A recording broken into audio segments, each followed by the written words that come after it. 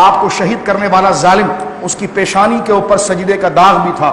وہ قرآن کا حافظ بھی تھا، اور وہ آپ کو شہید کیوں کر رہا تھا؟ کیونکہ ظاہر سی بات ہے لوگوں نے قرآن کو بیس بنا کر فرقہ واریت کی۔ وہ خوارج تھے، خوارج وہ تھے جو قرآن کی آیتیں، جو ہندوؤں، جو قرآن کی آیتیں بتوں مشرکوں کے بارے میں اتری ہے اس کو مسلمانوں پر فٹ کرنا۔ آج سے 4-5 سال پہلے پاکستان میں یہ ہوتا تھا، لوگوں کی گردنیں کاٹی جاتی تھی، مسجدوں میں دھماکے ہوتے تھے اور قرآن کی آیت پڑھی جاتی تھی۔ انہوں نے یا غوث کہا یہ مشرک ہیں، ان کو مار دو، یا رسول اللہ کہا مار دو، پڑھتا وہ قرآن تھا۔ اب آیت جو پڑھ رہا ہے وہ مسلمانوں کے لیے نہیں ہوتی تھی، وہ کفار کے شرک کے متعلق ہوتی تھی، اس کو لا کر یہاں فٹ کرتے تھے، جس طرح کہ بخاری شریف کے اندر موجود ہے کہ ان تلقوا الی آیت نزلت فی الکفار فجعلوها علی المؤمنین۔ حضرت عبداللہ ابن عمر کہتے ہیں خارجی وہ ہے کہ جو آیتیں اللہ کافروں کی مذمت میں اتارتا ہے اس کو مسلمانوں پر فٹ کرتے ہیں۔ حضرت علی نے جب حضرت امیر معاویہ سے صلح کی تھی،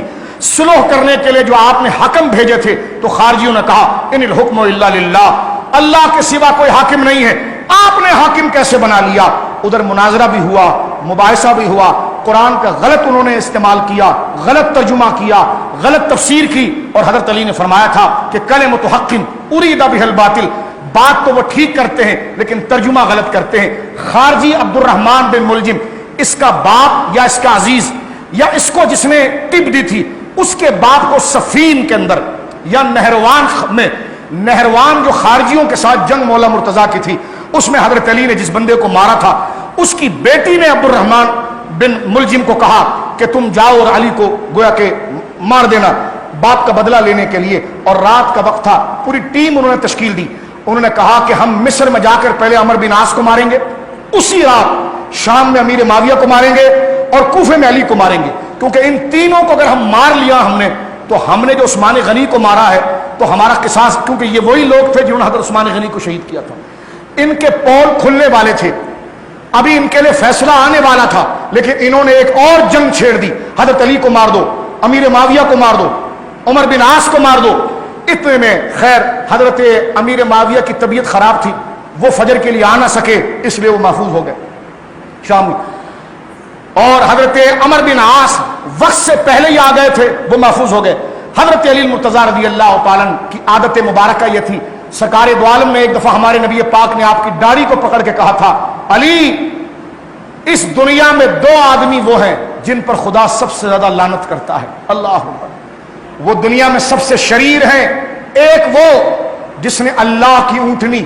صالح علیہ السلام کی اونٹنی جس کے ذریعے اللہ کی قدرت ظاہر ہوئی تھی، جنہوں نے اس کی کونچیاں کاٹی تھی اور اس اونٹنی کو ذبح کیا تھا، مار ڈالا تھا، ایک وہ علی جو تیری کن پٹی پر تلوار کی ضرب مارے گا اور تیری داڑھی خون سے بھر جائے گی، وہ شخص روح زمین کا بدترین آدمی ہوگا۔ تو جو علی پر ضرب لگائے وہ بدترین آدمی، اور جو علی کی تعریف کرے وہ اللہ کی نظر میں سب سے عزیز ہے۔ جن کی توہین کرنے والوں پر عذاب اتنا سخت ہے تو ان کی تعریف کرنے والوں کا مقام کیا ہوگا؟ حضرت علی بار بار کہتے تھے اپنے بیٹے سے میری داڑھی خون سے بھر گئی، کہہ کہ حضور نہیں، آپ کو بخار تھا، فرما پھر میں نہیں مروں گا، میرے نبی نے کہا ہے یہ کہ جب تک میری داڑھی خون سے نہیں بھرے گی، یعنی اتنا یقین تھا حضور کے کہنے پر۔ آج حضرت علی کے قول سے میرے بچوں، میرے بھائیوں، ہمیں پتا چلتا ہے میڈیا کچھ بھی کہے، گورا کچھ بھی کہے، ورلڈ ہیلتھ والے کچھ بھی کہے، جو حضور نے کہا وہی ٹھیک ہے، بس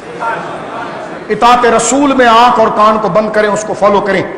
اور اسی کے پیچھے چلیں، اور یہ نہ کہیں میرا جسم میری مرضی، بلکہ یہ کہیں میرا سب کچھ آپ پر قربان یا رسول اللہ،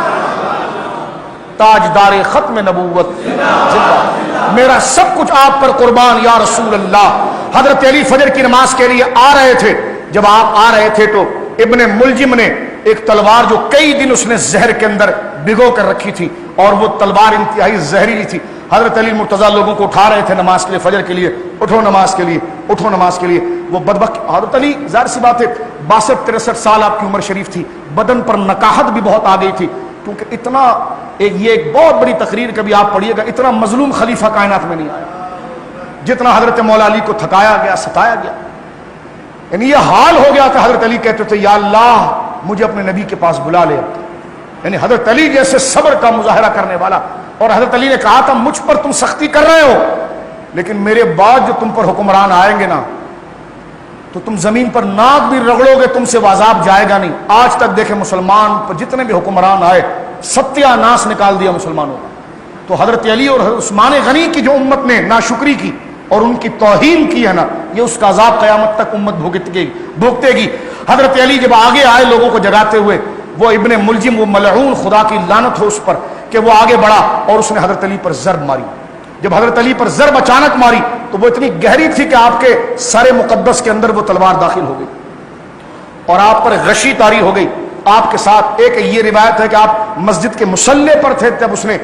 صف میں چھپ کر تلوار رکھی تھی اور آپ پر حملہ کیا تھا، اور آپ خون آپ کی داڑھی پر آیا۔ آپ جب پیچھے آئے تو حضرت امام حسن نے آپ کے سر کو اپنے سینے پر روکا اور آپ کو زمین کی طرف لایا۔ ایک روایت ہے کہ راستے میں ہی آپ پر وار ہوا، امام حسن نے آپ کو ہاتھ میں لیا، آپ نے اسی حال میں کہا مجھے نہ دیکھو، فجر کی نماز کھڑی کرو، مجھے نہ دیکھو، فجر کی نماز کھڑی کرو اور اس ملعون کو پکڑو۔ جب ابن ملجم کو پکڑا گیا، فرمایا اگر میں زندہ رہا تو میں اس کا حساب خود کروں گا، اگر میں چلا گیا دنیا سے تو میرے قصاص کا حساب اس سے لے لیا جائے۔ حضرت علی المرتضیٰ رضی اللہ تعالیٰ کے سامنے جب اس کو باندھ کر لایا گیا، حضرت علی نے فرمایا میں نے تم پر احسان نہیں کیا تھا، میں نے عدل نہیں کیا تھا، میں نے تمہارے ساتھ انصاف اور میں نے اپنے سکون کو تم پر قربان نہیں کیا تھا۔ وہ سر کو جھکا کر بس اتنا ڈھیٹ تھا، سر کو جھکا کر وہ یہ کہتا تھا کہ میں نے جو کیا وہ بہتر کیا ہے۔ اور حضرت علی کی زبان پر یہ جملے ہوتے تھے فَمَن يَعْمَلْ مِثْقَالَ ذَرَّةٍ خَيْرًا يَرَهُ وَمَن يَعْمَلْ مِثْقَالَ ذَرَّةٍ شَرًّا يَرَهُ۔ اور اس وقت ابن ملجم کو گویا کہ حضرت امام حسن مجتبیٰ یا کسی اور نے اسے واصل جہنم کیا اور اس کو مارنے کے بعد اس کی لاش کو گویا کہ چٹائی میں لپیٹ کر ایک آگ میں جلا دیا گیا۔ اور حضرت علی المرتضیٰ رضی اللہ تعالیٰ نے 21 جو یہ رات تھی، ایک دن یا 2 دن اس تکلیف کو برداشت کرنے کے بعد آپ نے جام شہادت نوش فرمایا۔ اور یہ اس عظیم ہستی کی شہادت تھی کہ اتنی بڑی ناشکری تھی، اللہ اکبر، کہ پھر اس کے بعد ایسا حاکم تو حاکم، ایسے حاکم کا کوئی 5% والا بھی شخص دنیا کے اندر مسلمانوں کے اوپر نہ آیا۔ لہذا سبق میرے اور آپ کے لیے یہ ہے کہ اگر آپ کو کوئی عزت دار بندہ مل جائے نا، قدر کرنے والا بندہ مل جائے، آپ کا لحاظ کرنے والا بندہ مل جائے، کبھی اس کی بات کوئی بری بھی لگ جائے نا تو تھوڑا کڑوا گھٹ پی کر سمجھ کر پی جایا کرو، اس کو نقصان نہ پہنچایا کرو، اس لیے کہ ہر بعد میں آنے والا بہت خطرناک ہوگا، بہت خطرناک ہوگا، بہت خطرناک ہوگا۔